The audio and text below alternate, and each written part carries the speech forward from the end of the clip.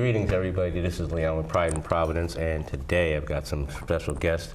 Got a friend of mine, Marvin, and his wife, but from their shop, blended sister. What we're going to talk about today is you guys aren't from Providence like myself, but you guys are from Florida. I'm from Pittsburgh. When people talk to me, I often ask us, like, what brought you to Providence? So I'm going to ask you guys, what brought you to Providence? Why did you decide to open a business here? Talk to me about some of that, and then we'll talk about some of the things that you guys do. Who wants to go first? I'll let the beautiful lady go first. Oh, okay, there we go. Thank you. I think what attracted us to Rhode Island is the opportunities that were here for us and also our family. Yes, Florida is absolutely gorgeous, but so is Rhode Island. We find it very beautiful. It's very artsy, and it kind of fits our family. We feel very welcomed here. Okay. And tell me a little bit about what you guys, how you got here. Expand on what she's talking about. Well, we started with a very long drive. Yeah, exactly. I've been down here. Yeah. Road trip. Yeah. But we came here, visited some family, and we just ended up really liking and digging the vibe of Providence, and we seen the beauty in it. So it was very welcoming when we came here, and then we seen opportunity because we're entrepreneurs at heart, you know. Always been trying to get into the business game, Right. And then after a few years here, we were able to like figure it out and finally start something, you know. So what attracted you to? Well, you guys are over near the VA hospital. What is it? Valley Street. Valley Street, right off of Valley Street. What attracted you to that area over there? Well, we kind of scouted the city, you know, and kind of looked where was the perfect opportunity for us to start. We wanted to kind of, you know, look for a part of the city that, you know, not in a sense needed rehab, but like, you know, that was up and coming, you know, and in our search, and we just end up lucking up and then finding the spot and opportunity. It's got to, you know, happen at the right time. Exactly. So it just happened, and then we ended up loving the little area. And now we just look forward to the future and building it up and getting it right. So tell me about your community connections. Who did you guys reach out to? And you back and forth, you know, your reception from your local maybe community leaders, how you got, you know, the steps you had to take to get to the spot that you're at. Well, we didn't really have to deal with any community leaders. We love driving around Providence. We love driving around New England, really. And we had looked at several different locations, but the location that our daughter Jasmyn found was just the one that we just all loved. Like, as you know, she scoured the internet and she found it, and she was like so excited. She's like, oh my God, we have to go see it. And that same night, we get out of the house and we go to this location, and when we saw it, we were like, oh my God, it's beautiful. You fell in love with it right then and there. Fell in love with it right then and there, and it was about contacting the landlord and speaking to him, Mr. Eric Bright, and he was very adamant about what the Rathbone Studios was about. And it was about creating art. And he was very adamant about it being created here in Rhode Island. So it just spoke to us, and since our daughters, as you can tell, they're very talented when it comes to doing hair and makeup. So we wanted to invest in them and their talents. And the community too, you know. And he was awesome. We're gonna go to them and show off some of their skills in a second. So you were saying now, you had also mentioned the Rathbone Studios and area. Tell me a little bit about that area. I mean, what's going on over there? Well, it's right in the Valley District. If you know anybody's familiar with Providence, right by the old Coca-Cola machine. And there used to be a club over there on that corner of Valley and Pleasant Street, I believe. Is that over by Paul Coffee? Or? Yes, right on the same street as Paul Coffee. Right, Paul Coffee's on the end, and Al Jack's Produce, which has been there for about 30 years or so, if I'm not mistaken, is right across from us. So it's definitely has history. It's in the city, and I believe it's rooted in art. It's rooted in art. It's called Valley Arts District. You know, you got the Ironworks building over there. They're also on the Woonasquatucket River, which I know they're like revamping and the city's, you know, funneling money over there to connect, you know, the mall area to Onlyville Square down there. So we're right there in the heart of it, right on the corner of Paul Cuffey. And Rathbone Studios is Rathbone's the street. Rathbone Studios is the building we're in, owned by our landlord, Eric Bright. So it's definitely a vibe, you know, and we're there in the mix. We're there in the beginning. So you're researching that area, and you guys are on the ground floor then. On the ground floor, and networking with whoever, and to get it done, you know. And he has contacts, and we're slowly meeting people one by one, and we're just trying to, you know, bring some uplifting, positive energy to the neighborhood. You know? Well, now let's transfer into that with what you guys are doing. I see we've got some products. You got some stuff out here with, you know, with doing the hair. And like I said, we're going to transfer over to your daughters here. I got my daughter over on the other side. Let's talk about some of the things that you now. Who found the spot? I did. Okay, so tell me what your dad was telling me. Expand a little bit about that. How you found it and how you know, it's like we got to go here. We got to do this. And what was, you know, how did you convince them? Oh well, basically we had an idea. And he brought it to us, and since we do this, we've been growing up in hair and makeup, and we just play in it, and like we actually have like interest in it. So he was like, maybe we should start our own, you know, because it's a Black-owned business, and there's not many around. That's so true, right. It would be great if we just did our own. And then, well, the wigs. This is a lace frontal wig. It has HD lace, which is invisible. And you wear it, well, I could show you on here. Would it work on something like, you know, like would it work on something like me? Yeah. No, for real. No, you put like a cap on and you get a cap that matches your exact skin tone. And then you glue it down, you blend it in so it's like seamless. And then you just put one of these on. There's a black cap under. So basically, if this was somebody's skin, you would put it on, you'd customize the hairline to theirs, you'd pluck it, do the baby hairs, whatever they want. This is custom. You can make it any color, any shape, any length, texture, anything. Now, there are concerns with hair and things like that, human hair, synthetic hair. Yeah, we have all 100% Brazilian human hair. So, yeah, we have curly, water wave, body wave, every wave. Basically. Now, can it go on, you know, do you have it specifically for, you know, African Americans, or can you? Oh no, anybody can get a wig. Anybody can wear a wig. You just have to have your hair braided underneath, and you get a cap, and it's custom, and then you just put it on top. So then, again, you said your dad got you involved. He recognized your entrepreneurial spirit.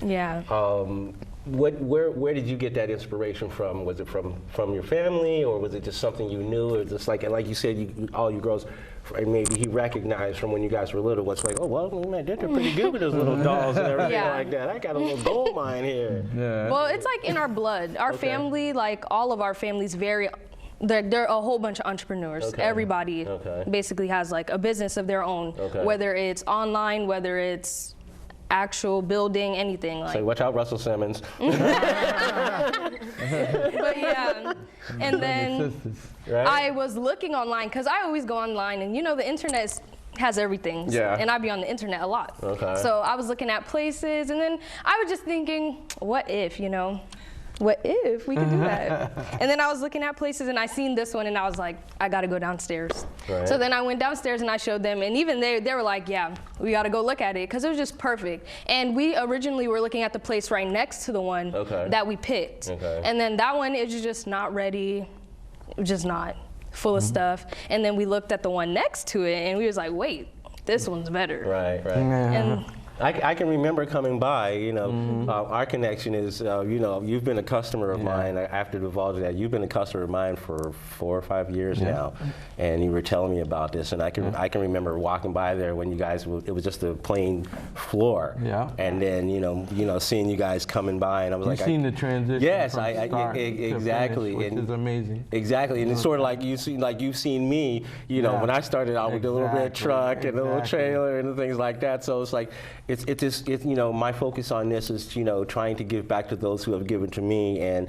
you know, paying it forward. So that's why I wanted to bring you on, because I've seen, you know, I've seen you come through and I've seen you come up and, you know, you've watched me do it. You know, it's like, I can remember, you know, sometimes seeing you guys running around in the backyard, like, you know, with the dog and everything like that. So, you know, it's a good thing for me to be able to, you know, help, you know, bring light and, you know, attention to, you know, people that, you know, to help each other, you know. So you were talking about that, and I got my daughter over there getting her hair done. So this is, we're going to go to camera. There you go. There you go. There's my little star. So that's my daughter, Gabby. And that's your daughter, Alice, right? Exactly. And Gabby's over there, partner here in doing cornrows, right? That's 2 cornrows, braid to the back. Right, we were like, if we were in Providence, that'd be cornrows. If we were in East Providence, it'd be what? French braids, right? French braids, Exactly. depends where you're at. Exactly. You know, depending on what region of town you're in. Yep, definitely. You know, so spin around so we can see them. Spin them around.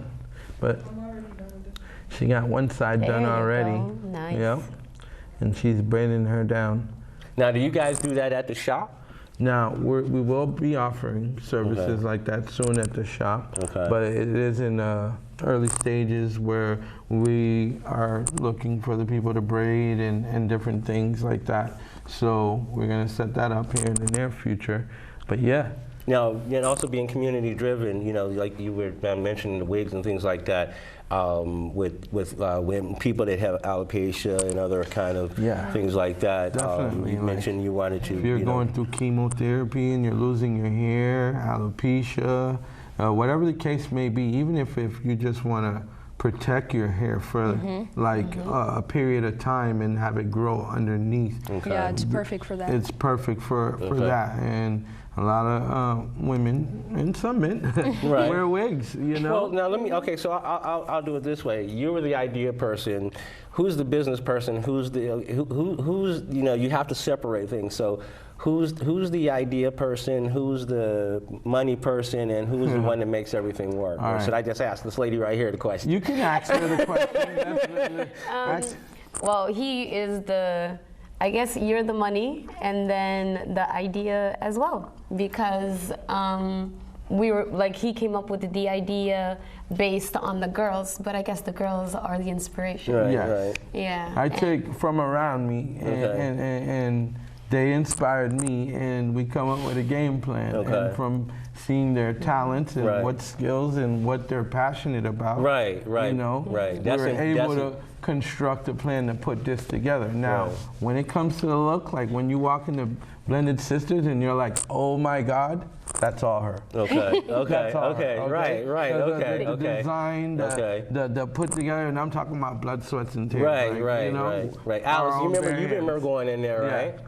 Did you have a good time when we walked in and talked with you? If I didn't have the credit card. She was in the mirror the whole time. And we had 2 huge mirrors in there, and she was in the mirror the whole time. So if you come to Blended Sisters, it's like a babysitting program. Yeah, that's it, literally. I let her run to the store. If I didn't let her have my credit card, y'all would own everything in that store, man. Yeah, we love bringing in the kids from the surrounding area. Like we have a lending library that we have for the community. And we're also partnering up with Paul Coffee down there to do a mural. Right in front of Blended Sisters.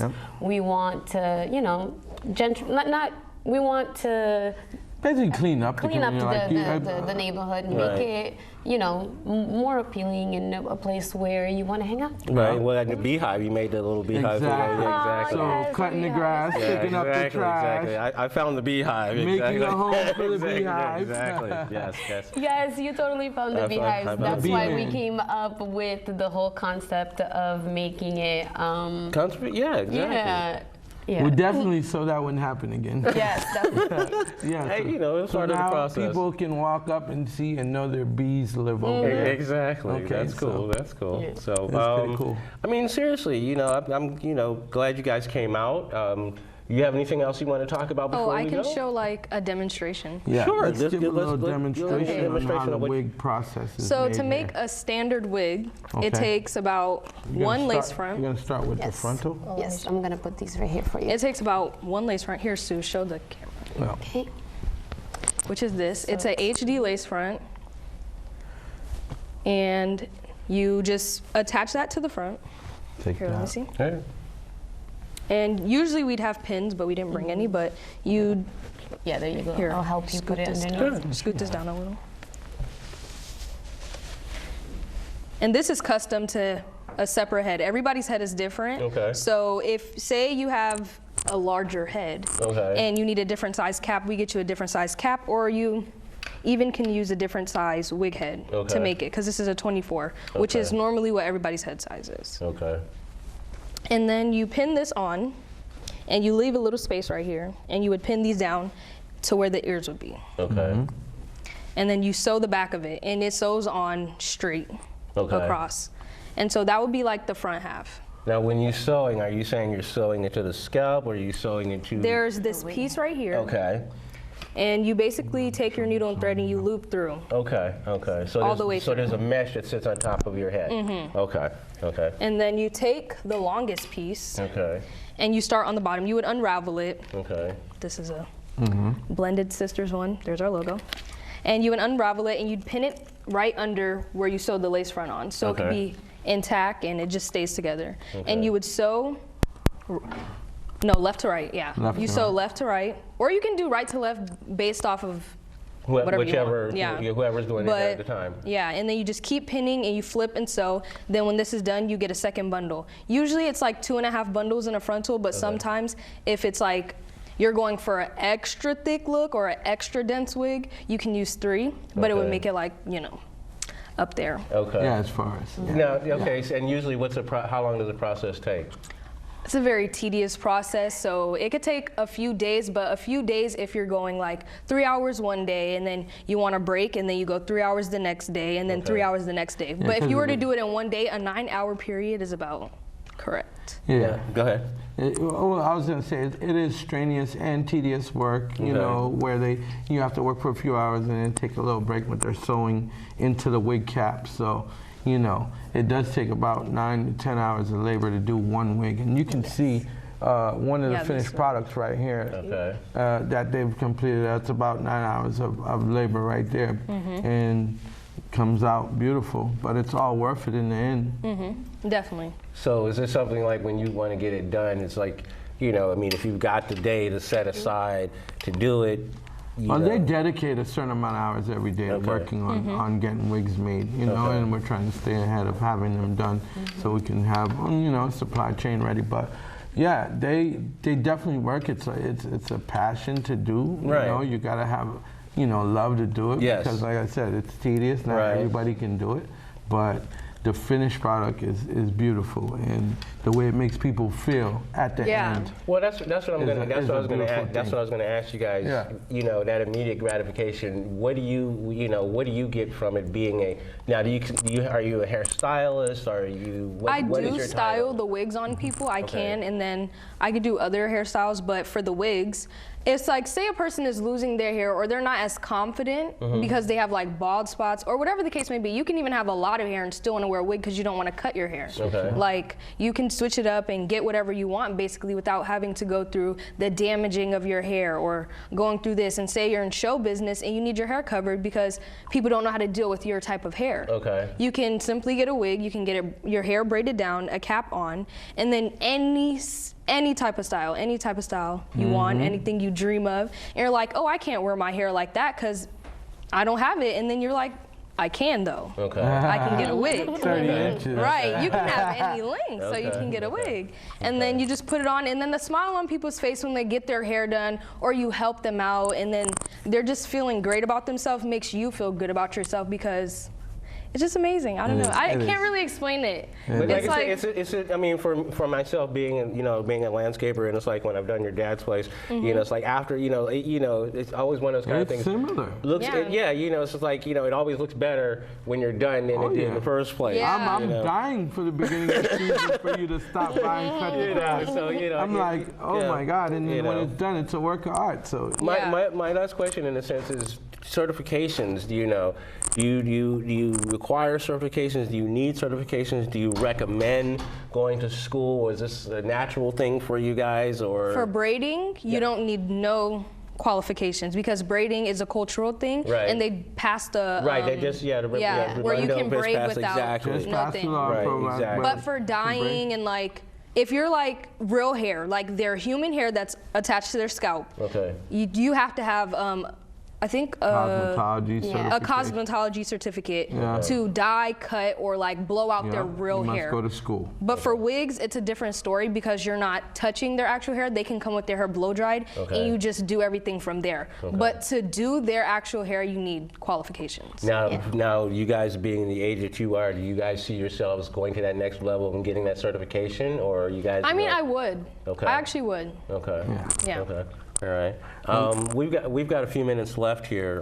So again, I want to thank you all for coming out. I want you to pan over to. Let's your beautiful hair. Let's get out. Turn her chair around. Do the spin so you can see. Gabby just finished. There we go. The 2 cornrows. There we go. And Alice is done. Very beautiful. Looking cute over there. Looks so good. There we go. There you go. Okay, see now you can get this done. See, like I said, if I put a little work in, I could get one of these on. I mean, that's not happening today. So you can get braids like that too with the wig on. Hey, listen, I used to have them. I used to have natural dreads down the hair. The drop. I had Rostas coming up to me, man, you look good. That's very tight, man. And I'm like, okay. You know.